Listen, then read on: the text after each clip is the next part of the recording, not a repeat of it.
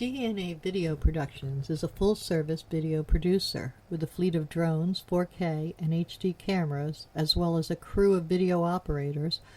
We handle commercial and residential real estate videos, as well as events for promotional purposes.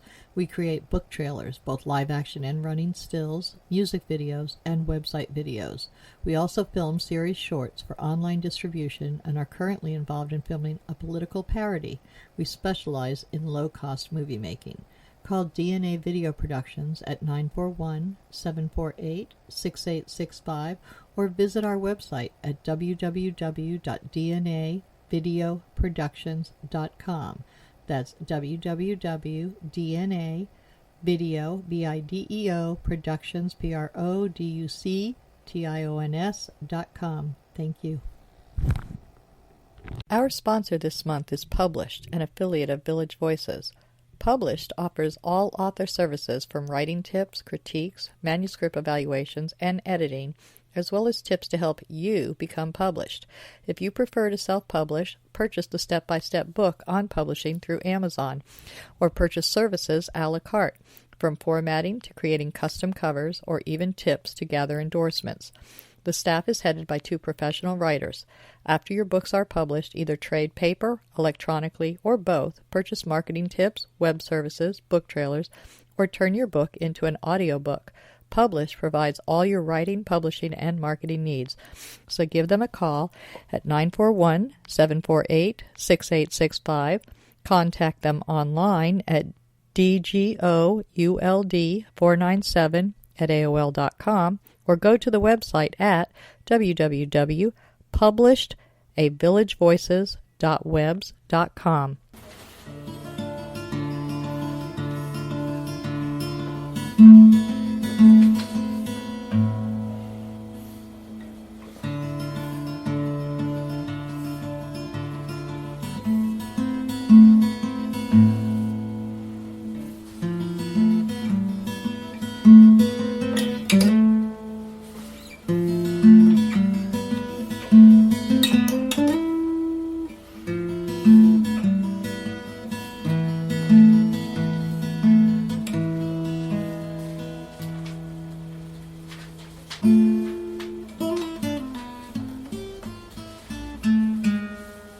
Good afternoon. Welcome to Culture Coast. The intro you just heard was by Al Musitano, and today we are talking to creative Jo-Ellen Gorris from here in the village. She has a gallery called Clay in the Garden, and we're going to talk to her about all her different creative endeavors throughout her life, or at least as many as we can remember. Hi, Jo-Ellen. Thanks for being here. Oh, thank you for having me.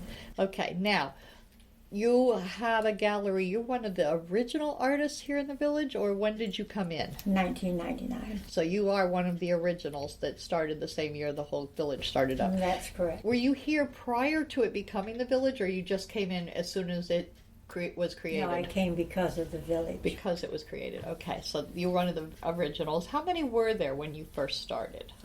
We had a really good showing at the first meeting at the Bradenton Herald office, but then the next night there were less people at the meeting, and then that's when we formed a guild and decided we would have meetings every month. Okay, so were there 5, 6, 10 artists that were going to be living and working here? There were probably 35 who were really interested. But there are always people who couldn't afford it. Yeah, people who couldn't afford it or weren't able to find a place in here. But just the idea of living with other artists made everybody want to be here. And how has that worked out over the years? I mean, It's been wonderful. I've made some really solid friends. Just a wonderful place to be. I feel like I could do any kind of creating I wanted and I would be accepted. So. And the energy from it? Lots of energy in the village. It's a very positive... It's a friendly place. And it helps you build the energy to create even more? Most certainly, yes. Yeah, it feeds on itself. It really does. It seems to generate a special kind of... I know I always feel energized after seeing somebody else's stuff. It's like, ooh, that gave me an idea for this, That's and very encouraging. expand. So it's not just about having a bunch of places where people can buy the work. Now, did not live here when you first purchased, correct? No, I was living out east because I still had A home out there. family And and a home. children that I was taking care of, grandchildren, and a husband who was So you not would come well. you would come here and do your art and then show your art during the open hours. Right. Okay. Now let's talk about when you first realized that you were an artist. How old were you when you first started creating Well, things? I don't know. Mother had a picture that I drew when I was 2, so might have been then. It might have, at least the encouragement started then if she was showing it to you later. Right. All right. So did you study it in school? Did you specialize in anything? And when did it come about that you really kind of knew that was your passion? I sort of fell in love with the clay when I was in the 5th grade because my elementary school teacher in Sarasota would let me use the plastic clay, the grease clay, when I would get done with an assignment, and she knew that would keep me out of trouble because I think I might have been hyperactive. So, from what you just said, does that mean you are a Floridian, born and Moved raised? to Sarasota with the family when I was 9. Very close to being Yes. born and raised. So you went to school here and everything. Right. Almost makes you a true Floridian. Right. Okay. So you started back then and you had a very good mentor and a teacher who showed you something that you fell in love with, an artistic. Gave me the opportunity. And then in middle school, I did take art when it was offered, and I did help with a mural on the back of the science class. My part of it was the evolution of the horse. So I was into horses then. I had done a sculpture I think of a all horse. girls are into horses in their preteens. It's required. After an unpleasant accident, I'm no longer into horses. But in high school, Miss Clements was my teacher, and she was a sweetie.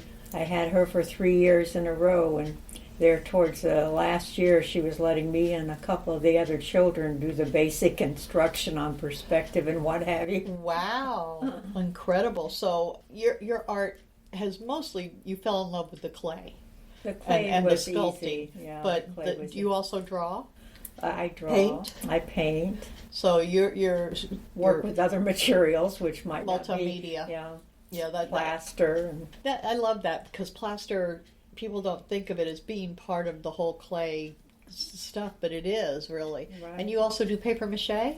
paper mache and Because I remember the your big- puppets. the big puppet heads, and that's wire and duct tape and Lots of other yeah. multimedia things that you did. Now, you did that for some kind of event. Did you? We had a parade here, and I did one big one for the Day of the Dead celebration for Zoe, but by the next year it wasn't usable, and I made a couple more for the Parade. big parade we had. I think I remember seeing them walking through the streets. I got They were most bizarre looking. I got 2 of my daughters to carry them. One wore the one head, and the other one pushed it on a cart. But there It was looked a like little lot- tiny legs with the rest of it is the Right, head, right? right. The little feet underneath the huge Right. 5-foot heads. Okay. But it was very good participation. There were a lot of puppets made in the village. I was sorry. It was during the art slam downtown, so I was sorry we didn't get a little more attention for it. Well, we had to share with the rest of the area. Right.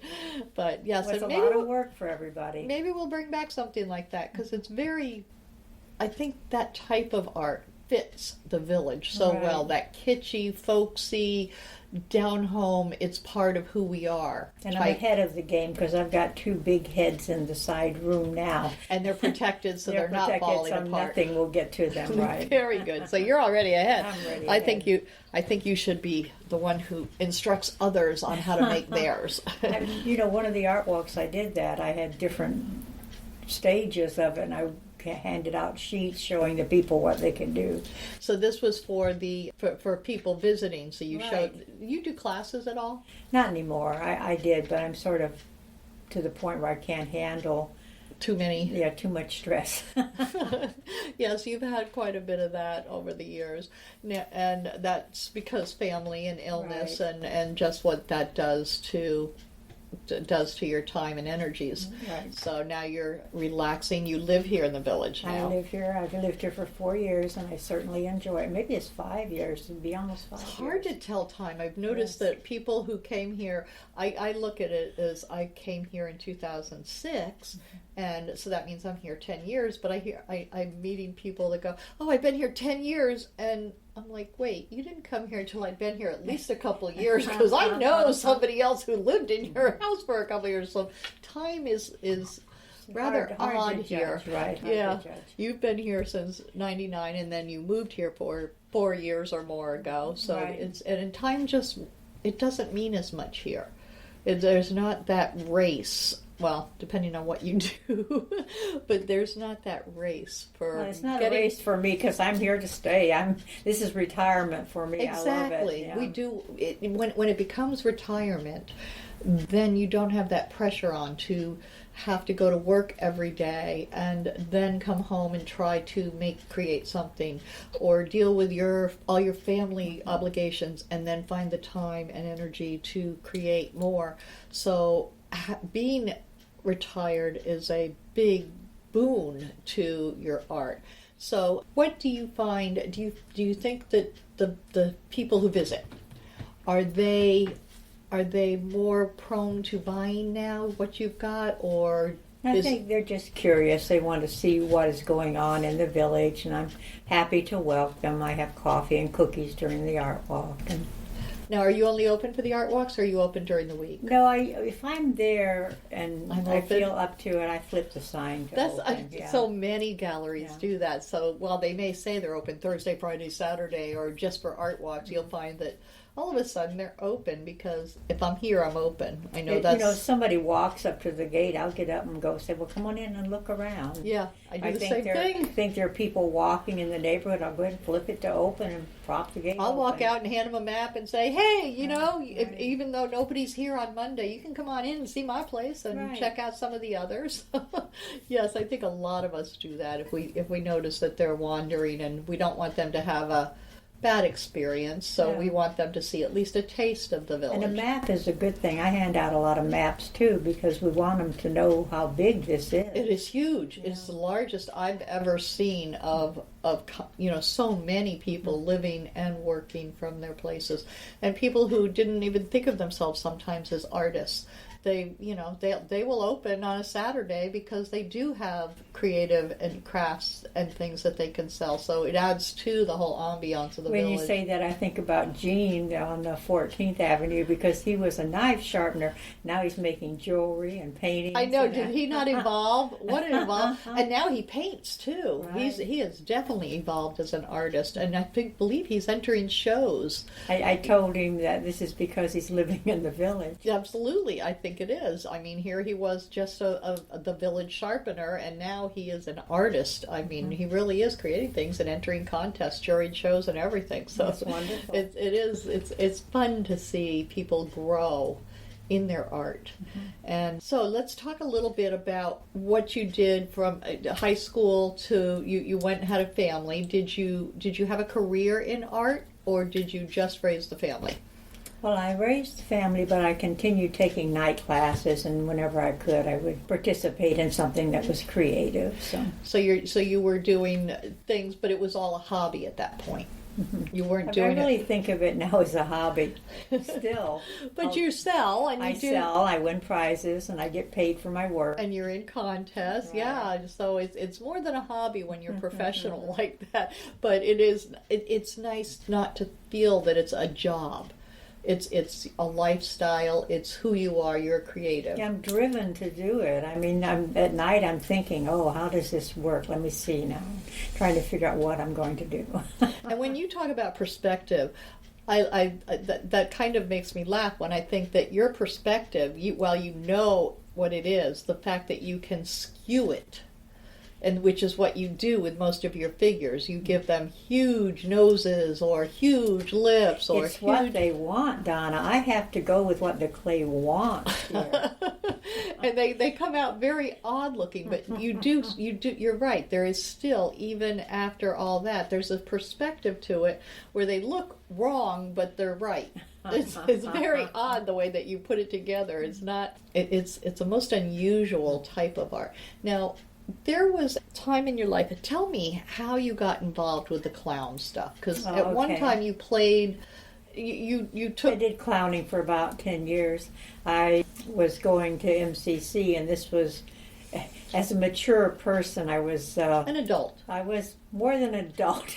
I had grown children. One of them had been in college the year before, and I was taking all these art classes because I decided I graduated high school in '59, and then I wanted to raise a family. That's what we did. We raised a family. Excuse me. And then, as I was trying to find work to do, as the youngest one was ready for school, I couldn't find any work that paid, so I decided I would go back to college. And it was very easy to get Pell Grants, etc., because I had a large family and my husband didn't make that much. And while I was at MCC, I found the Clown Club, so I joined that. It's the Courtly Jesters. I don't know if they're still working or not, but it was a great outlet.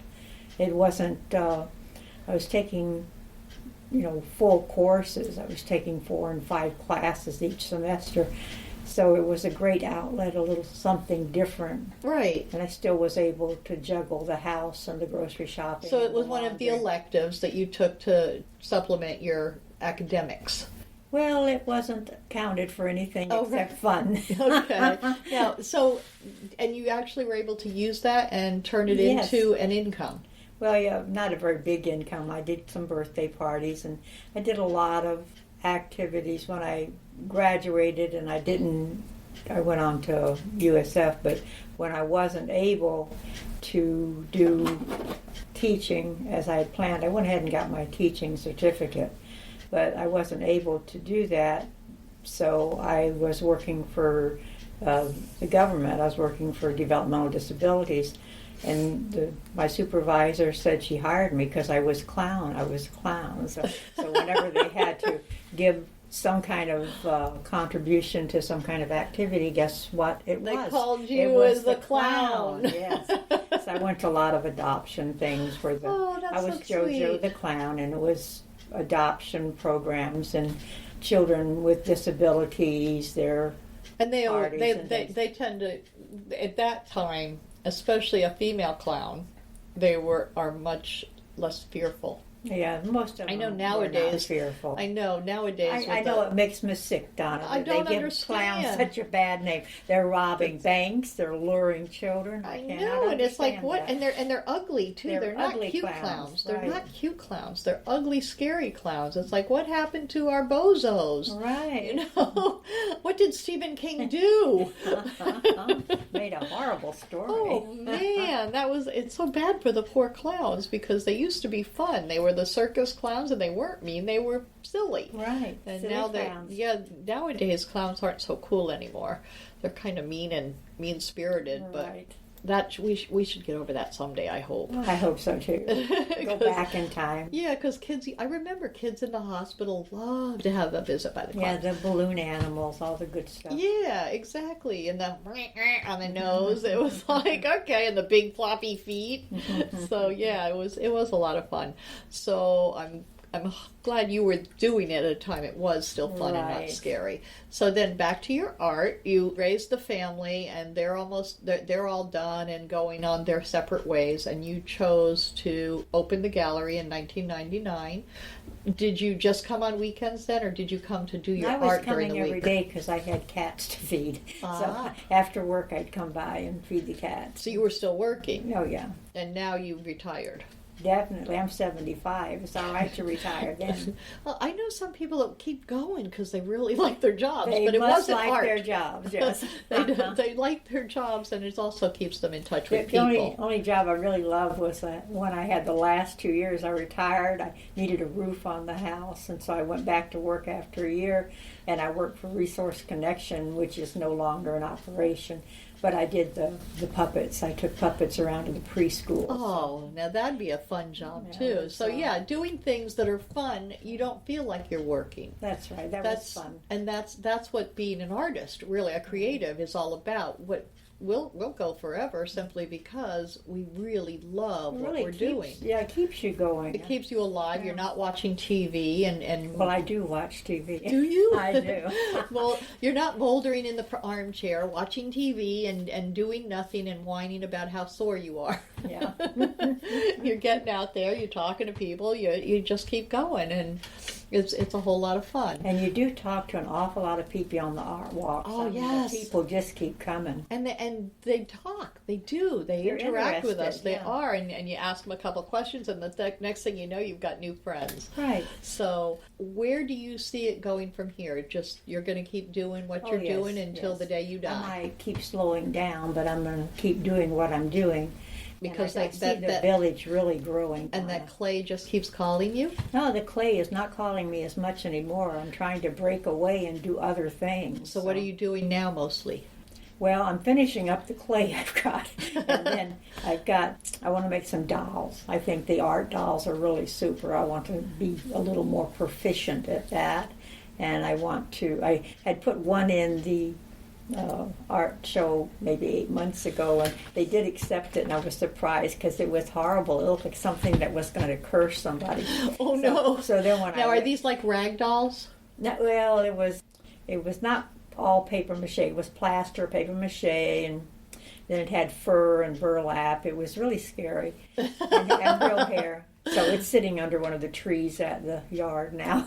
You've left her outside, huh, to curse I'm others? bringing her in the house.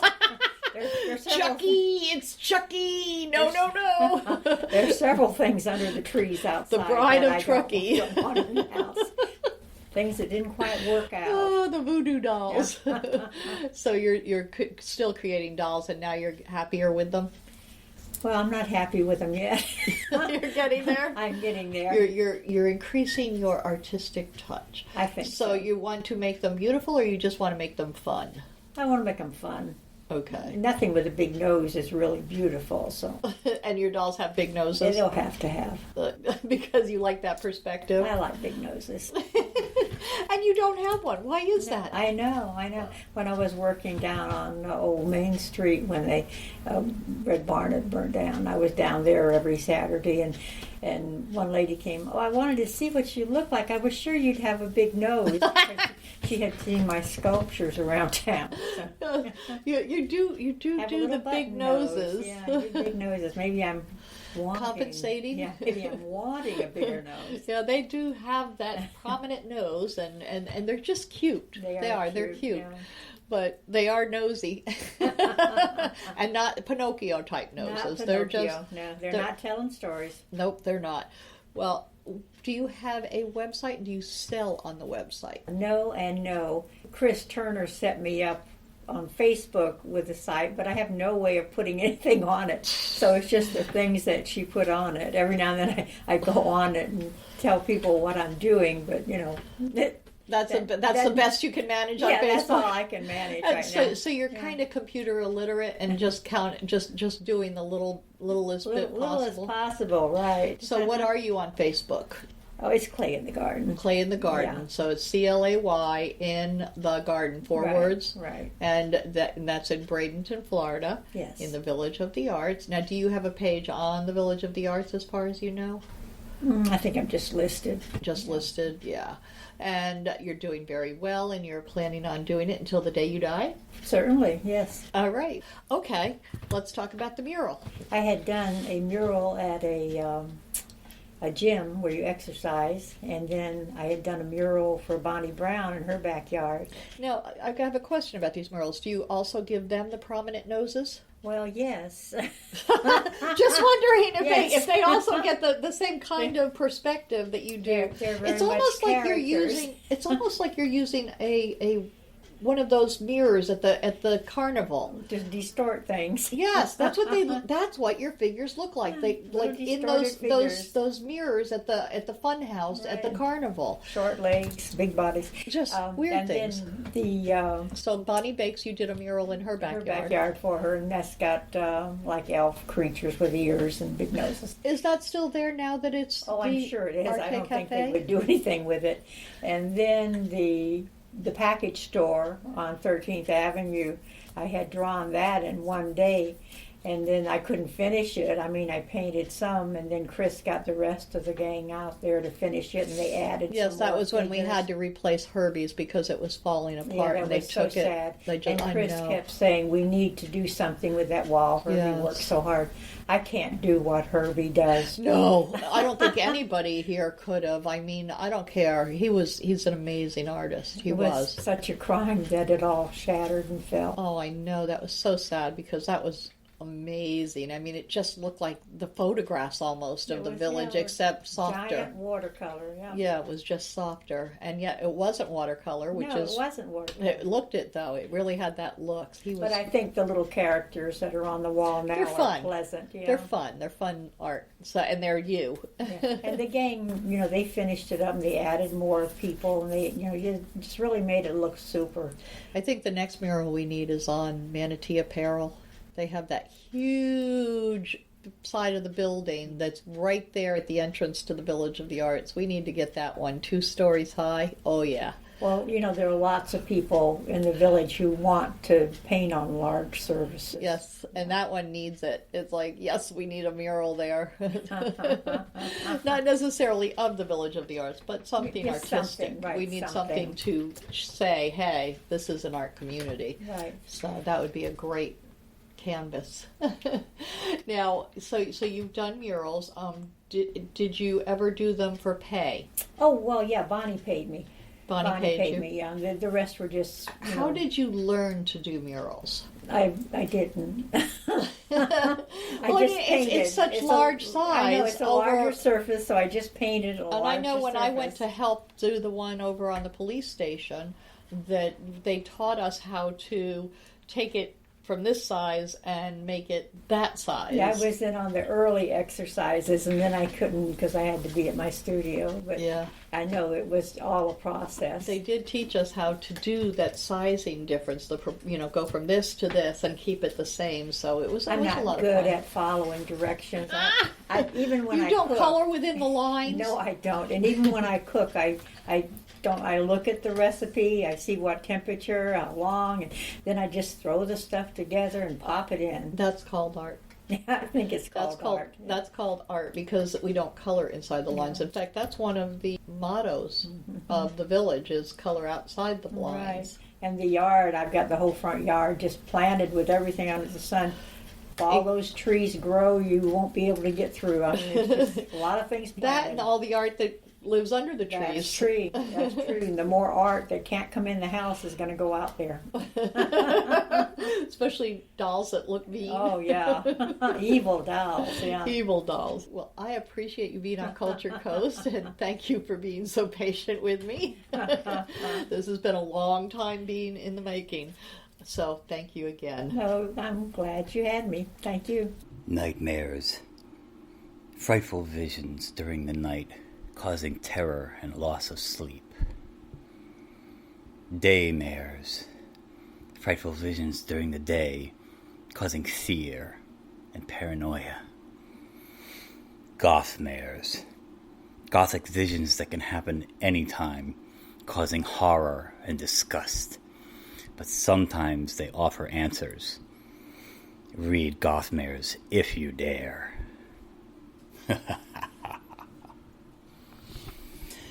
Gothmares, a young adult novel by Al Musitano, available on Amazon and fine bookstores everywhere. Village of the Arts, the largest artist colony in the state of Florida, located on 42 acres, includes artists, homes, galleries, gardens, and restaurants featuring handcrafted gifts, fine art sculptures, painting, photography, enviro art, healing arts, books, mystics, and musical variety. A few of the galleries are unique in their offerings. Village Voices specializes in books and art created exclusively by Florida residents. The Dancing Crane Gallery offers fine art, custom jewelry, and unique innovative art. The Village Mystic offers all things metaphysical: meditation, massage, mediums, aromatherapy, psychics, shamans, Reiki healing, and the gem mine, where you can mine for your own personal treasure. Yoga Arts offers classes or one-on-one coaching. Musicians and bands can be found throughout the area. Many of the artists and musicians offer classes. Restaurants and bakeries provide respite for the weary and magic for the foodies. Visit during the first Friday Art Walk and stroll through the shops and galleries enjoying free appetizers, wine, music, and demonstrations. For hours and information, please visit the website at www.villageofthearts.com.